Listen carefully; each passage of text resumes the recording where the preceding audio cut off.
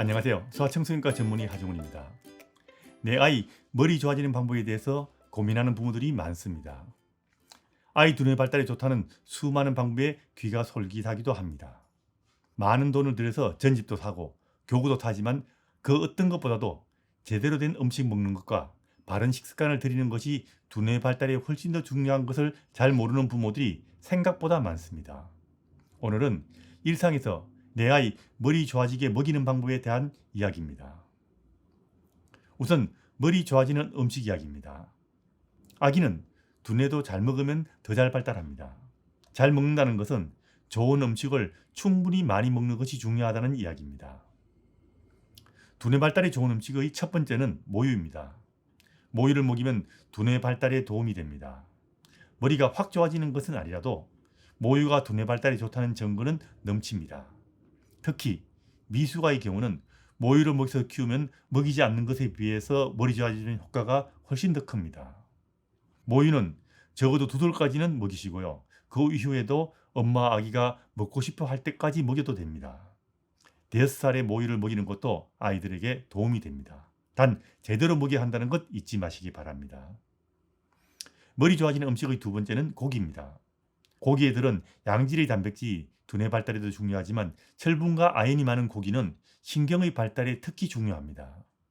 고기 중에서도 철분이 많은 붉은 고기인 소고기와 돼지고기는 매일 먹이는 것이 좋습니다. 그 다음은 유제품입니다. 모유 먹는 아기는 2돌 지나서도 계속 원하는 만큼 먹일 수 있습니다. 제대로. 너무 많이 먹이지 말고요.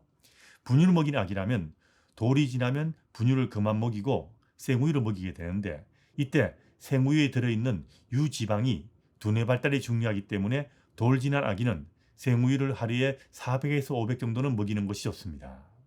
이 나이에 다른 음식으로 이 정도의 지방을 보충하기란 쉽지 않기 때문에 분유를 먹이는 아기라면 돌 지나서도 생우유를 먹이는 것이 두뇌 발달에 중요하다는 것 꼭 알아두시기 바랍니다. 그리고 음식은 골고루 주세요. 모유와 고기가 두뇌 발달이 좋지만 음식을 골고루 주는 것 역시 마찬가지로 두뇌 발달이 중요합니다. 탄수화물은 물론 채소와 과일의 비타민과 무기질도 두뇌 발달과 건강이 중요하기 때문에 이유식 때부터 음식을 골고루 먹이는 습관을 들이는 것이 매우 중요합니다. 그 다음은 머리 좋아지게 하는 식습관입니다. 이유식할 때 밥과 반찬을 따로 줘서 아이 스스로 선택해서 먹게 하세요. 음식을 스스로 먹으면서 아이들은 어느 음식을 먹을 것인가 음식을 보고 판단해서 결정해서 실행에 옮기는데 이게 두뇌 발달에 굉장히 중요한 역할을 하게 됩니다. 두뇌를 활용하는 연습을 하는 겁니다. 이유식 한번 먹을 때마다 엄청나게 많은 두뇌를 활용하게 되기 때문에 단지 이유식을 먹을 뿐인데 머리가 좋아지게 됩니다. 이유식을 할 때부터 밥 반찬을 따로 주는 것은 미각의 발달에도 중요하기 때문에 이렇게 이유식을 섞어만 두지 말고 이렇게 따로 주는 것도 두뇌 발달이 중요하다는 것 꼭 알아두시기 바랍니다. 음식의 고유의 맛을 어릴 때부터 느끼게 하는 것은 아기의 다른 감각과 마찬가지로 아기에게는 굉장히 중요한 경험이고요. 이 경험들이 두뇌를 발달시키게 됩니다. 공부와 아무 상관없이 보이는 이런 경험들이 공부하는 두뇌를 만들기 때문에 어릴 때 돈 들이고 시간 들여서 지식을 가르치는 것보다는 부모와 가족과 함께하는 일상에서 아기에게 일상의 경험을 누리는 것이 공부 잘하는 두뇌를 만드는데 훨씬 효과적이라는 것도 꼭 알아두시기 바랍니다. 그리고 손이나 숟가락이나 포크를 사용해서 아이 스스로 먹게 하세요. 부모가 먹여주는 것보다 아이들이 손과 이런 기구를 사용해서 스스로 먹을 경우 소근육을 많이 사용하고 손과 입의 회복을 배우면서 두뇌도 같이 발달하게 됩니다.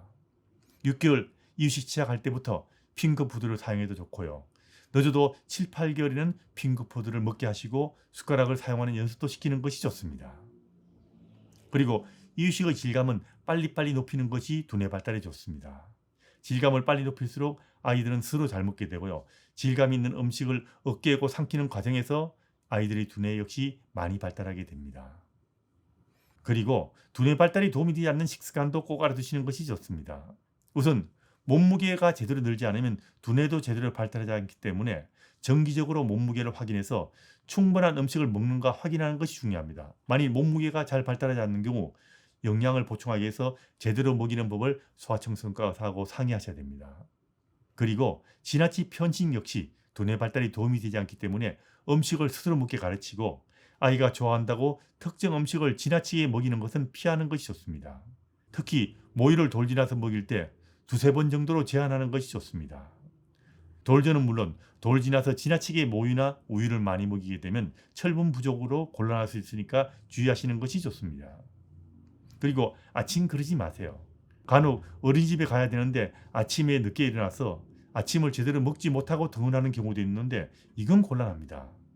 밤새 먹지 못한 아이가 아침을 제대로 먹지 못할 경우 학습 능력이 떨어질 뿐 아니라 두뇌도 제대로 발달하는데 문제가 생길 수 있기 때문에 아침은 꼭 먹여서 가야 한다는 것 잊지 마시기 바랍니다. 이건 아이들뿐 아니라 학생이나 어른도 마찬가지입니다.